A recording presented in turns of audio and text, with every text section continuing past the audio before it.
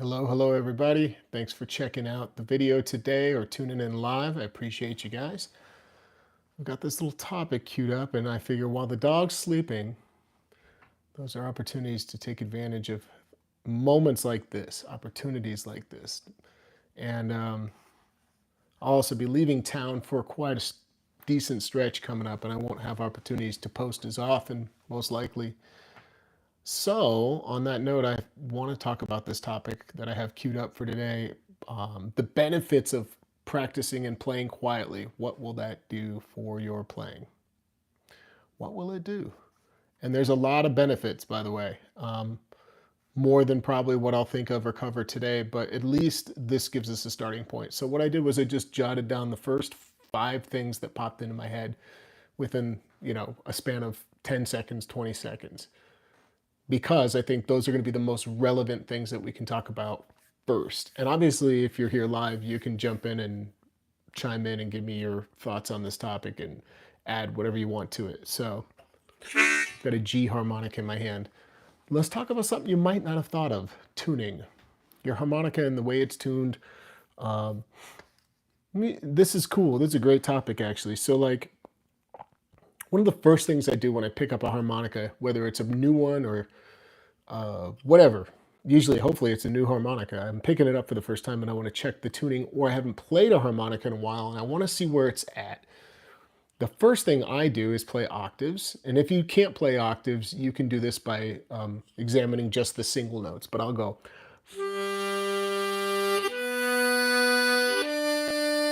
And I'll play this nice and easy. And what I'm listening for is any notes that are out of tune. Obviously, or if you don't know this, it shouldn't be obvious. But if something is out of tune, octaves are the quickest way to determine that and to hear it and find it and go, this is out of tune. Because octaves are very sensitive to any notes being flat at all or sharp. So if you want to do a quick check, octaves are the best way.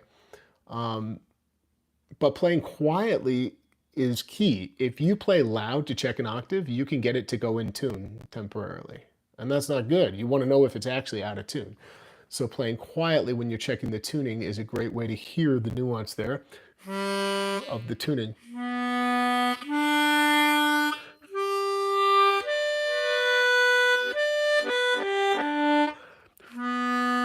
Maybe play octaves up here. These sound great so far. So if you haven't done it yet, pick up a harmonica and try this. And if you can't play the octaves, just play the single notes. Okay, next big benefit. And what you're doing, obviously, is you're listening for notes that sound sharp or flat. At that point, if you're not sure, you could check it against a tuner. But I trust my ear. I can just hear that, and you can trust your ear. Usually, even a beginner can hear when a harmonica is going flat. So again, if you don't play quietly, you can bring it slightly back into tune by kind of overpowering it, which is not good. You don't want to do that. It's a weird thing, but it's true. All right, the word nuance came up a second ago. Let's talk about nuance. It's often been discussed that players like Little Walter played extremely quiet to get the tone that he got. Had really good cupping techniques, and he's getting all of his sound into the mic like a lot of great players do. Good morning to everybody tuning in. What's up? And hello to my members that are here. Had a great birthday weekend. Thanks. All right, cool. Good morning, Eric. I cannot pronounce that name, but hello, welcome from Greece. Wow, I wish I could say that, but I don't want to mess up your name. So nuance, nuance is everything, right? We want to nuance, meaning the detail and this tone and the sound that we create. And all of the nuance that I'm like living in comes often from bringing volume way down. So a huge benefit to practicing this way and developing it is that we have all of the attention of our detailed side of our ear, what we're listening for, available. If we play too loud, all the nuance the louder you play, the less kind of nuanced you can be. Just think of it like that. So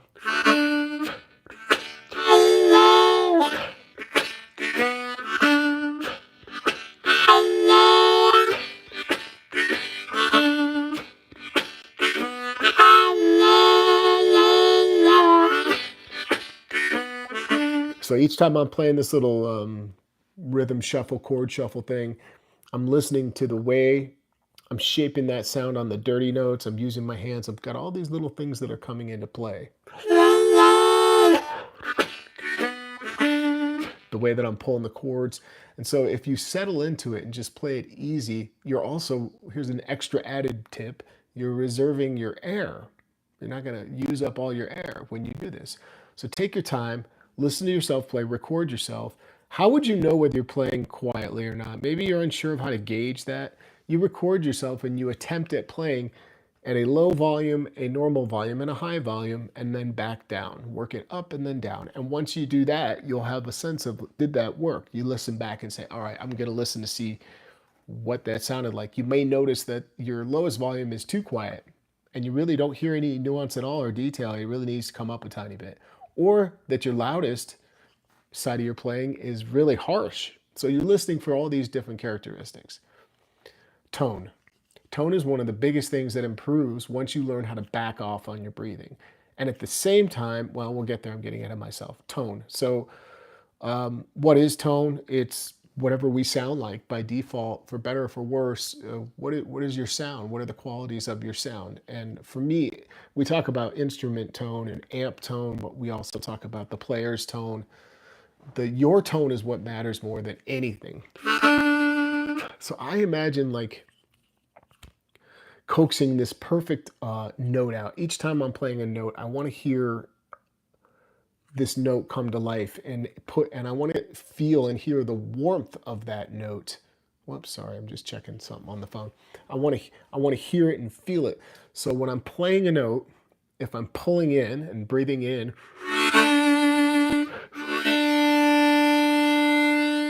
put some intention. Do you want vibrato, no vibrato? And just see how you can ease into the note. One big tip on tone is play your notes from a soft approach at first, come in gently, and then slightly increase the volume, like this.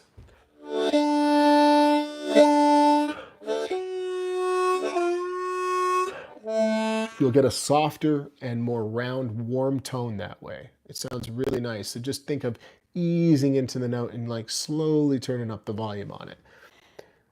Tone is a big one. I mean, and it ties into my next topic, which is dynamic range, how quietly and how loud you get. So when you're practicing or performing for that matter, there needs to be some sort of swing and differentiation between your quietest sound and your loudest. That's what pulls people in. You know, if my voice were always monotone and always just one volume, you'd probably get lost in my words and wouldn't be able to follow. So it's the same thing when you're playing, you're telling a story, and you need to have a way to come up and come back down. So you practice that. Paying attention to where's the threshold of the instrument, what's the loudest you should or could get before you're doing harm to your overall sound. Okay, so we've talked about checking tuning, and playing softly is a much better way to check tuning accurately. Hearing nuance and detail out of your instrument. These are benefits of playing quietly or softly. Tone, improving your tone, and dynamic range. The exploration and the understanding that you have various volumes. It's one of the number one things I don't hear in a lot of players, so check it out. Last one. This is just, again, a rapid fire list that I came up with quickly before turning on the video today. Mastery level of technique, the closest you can get to mastery. If your technique is suffering, examine the breath control and how quietly you're playing. Often it's the air that's disrupting the technique. It's getting in the way of you being able to actually hear nuance and control, let's say, the tongue for a bend. You're overpowering the note and you're flatting it too much. And you don't really, not trying to go for that note. You were trying to go for. So it's a softer touch. Honestly, easing up in the air starts to settle everything. So this applies to a lot of things. Embouchure, when you're playing octaves and splits, when you're playing a tongue flutter. That needs to be played very quietly. It's one of the quietest sounds you can play. This flutter is when I'm taking my tongue and just going like this on and off with the side of my tongue, side and front of my tongue. It's a gentle touch with the tongue, and it gets into that kind of spasm where it's going really quick, and the air is very soft. It's just this slow inhale, like a.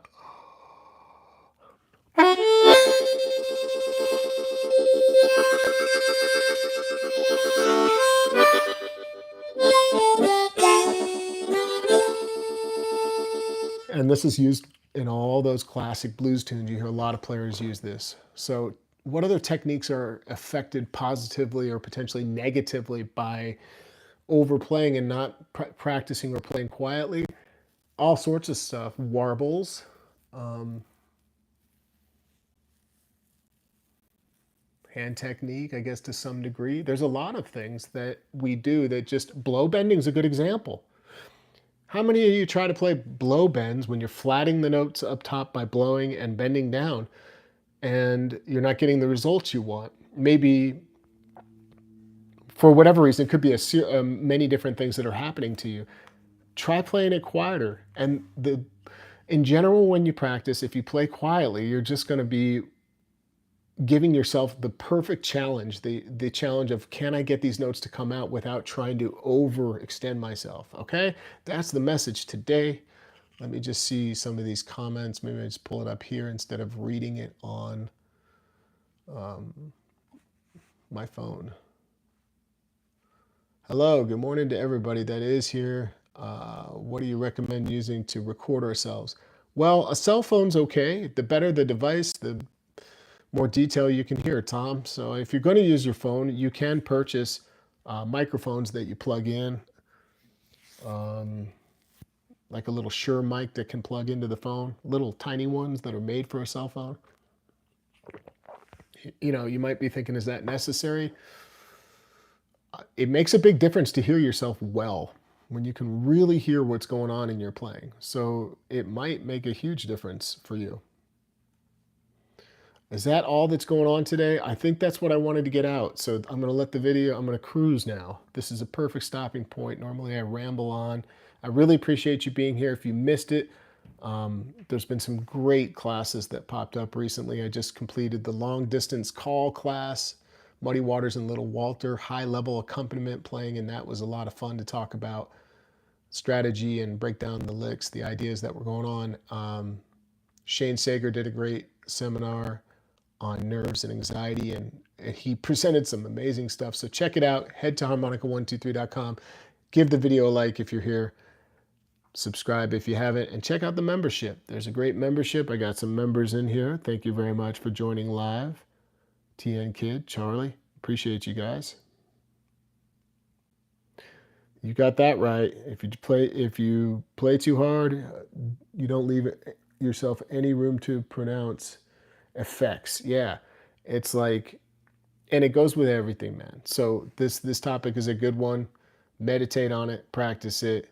Let me know how it goes for you, and I'll see you real soon.